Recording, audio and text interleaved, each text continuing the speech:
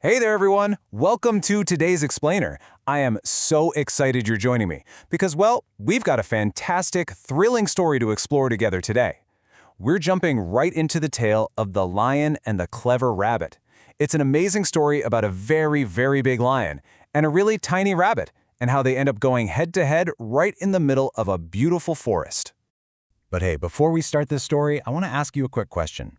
Have you ever had a really big problem, and instead of using your muscles, you actually used your brain to solve it? Maybe you had a puzzle that was super tricky, or a game you had to figure out, and you couldn't just push your way through it. Well, today's Explainer is all about a tiny little animal who did exactly that to save himself and all of his friends from a terrible bully. Okay, let's dive right into this. Part 1, The Fierce Forest King. I want you to imagine a massive, beautiful green forest with tall trees reaching all the way up to the sky. Picture bushes full of sweet berries and warm sunshine peeking through the green leaves. It was a wonderful, truly magical place to live. But it had one really big, scary problem. A fierce lion lived in this forest, and he hunted many animals every single day. He was the self-proclaimed king of the forest, complete with huge, heavy paws and sharp, pointy teeth. When he was hungry, he'd puff out his big chest and let out a huge, booming, terrifying roar. He was always stomping around, making absolutely sure everyone knew just how big and tough he was. And because of all that stomping and loud roaring, all the other animals were terrified. They were so incredibly scared. Whenever they heard him coming, they would hide under logs, behind crunchy leaves, and deep inside their burrows. They'd be shaking from their noses all the way down to their little toes, just hoping the big, fierce lion wouldn't find them that day. Now, nobody can live like that forever, right? It's no fun being scared all the time. And that brings us to part 2, a deal with the lion.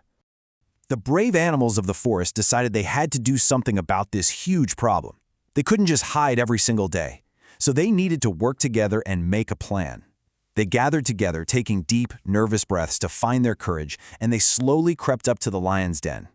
Imagine them speaking in this trembling, tiny voice. "O king, please do not hunt every day. We will send one animal daily as your food." They were literally begging him to stop hunting them all at once, hoping this deal would keep the rest of the forest safe. And well, you know what? The lion actually agreed. He said yes to the deal. He would stop chasing everyone all day long, and instead, he would just wait in his cave to eat one single animal every single day. Just one. One animal would have to walk up to the lion, and that would be his lunch. It was a really sad deal for the animals, but for a little while at least, the forest was a tiny bit quieter. But as the days passed, one by one, different animals had to go visit the lion. Which brings us to part 3, the clever rabbit's turn. This is the moment we've all been waiting for. It finally became the turn of our small, floppy-eared hero to go be the lion's lunch. And this brilliantly illustrates the huge difference between these two characters. On one side, we have the fierce big lion. He's massive, heavy, loud, and full of sharp claws. On the other side, we have the small, clever rabbit. He's tiny, soft, and honestly, he wouldn't even make a full snack for a big lion. But as you'll see, what the rabbit lacks in size, he more than makes up for in brains. So get this, the rabbit purposely reached the lion very late. Let that sink in for a second. He didn't hurry, he didn't run to the lion's cave, he took his sweet time. He stopped to sniff some pretty flowers, maybe took a little nap under a shady tree. Why? Because the rabbit was very clever, and he was cooking up a secret plan. He decided to arrive late, completely on purpose. Well, you can probably guess how the impatient lion felt about this. He was sitting in his cave, his tummy rumbling and grumbling, waiting and waiting for his dinner. When the tiny rabbit finally hopped up, the lion let out a massive roar that literally shook the trees. "Why are you late?" He was incredibly angry and very, very hungry. Let's pause for just a second. How will this small rabbit trick the angry lion? What do you guys think he's going to do? He's standing right in front of the biggest, meanest bully in the whole forest. Put your thinking caps on. How is this tiny little animal going to save himself from becoming lunch? Okay, here is his brilliant answer. The rabbit looked up, pretending to be shivering and shaking with fear, and said in a tiny, squeaky voice, "Your Majesty, another lion stopped me on the way. He said he is the real king of this forest." Oh my goodness! The rabbit told a very clever lie to the big lion. He made up a totally imaginary rival king just to make the first lion jealous. And that takes us right into part 4, the trick at the well. Get ready, everyone, because we are reaching the most exciting and suspenseful part of our explainer. The big lion's reaction is exactly what the clever little rabbit was hoping for all along. Hearing about this so-called other lion, the first lion became absolutely furious. I mean, how dare someone else call themselves king? His eyes got wide, he puffed out his big chest, and he shouted, "Take me to that lion immediately!"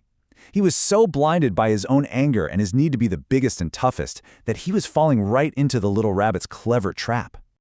So the little rabbit hopped forward, and the big, heavy lion stumped right behind him, thump, thump, thump. The little rabbit led the lion to a deep well. They walked out of the clearing, through the dense trees, slowly making their way to a deep, dark pool of water surrounded by tall stones. The suspense is really building with every single step they take. When they finally got to the very edge of the stone well, the rabbit stopped. He pointed his little paw down into the deep, dark water and whispered excitedly, "Look, Your Majesty, he is inside the well." Let's move to and see how this builds, because it happened so incredibly fast. Step 1, the angry lion leans over and looks down into the water.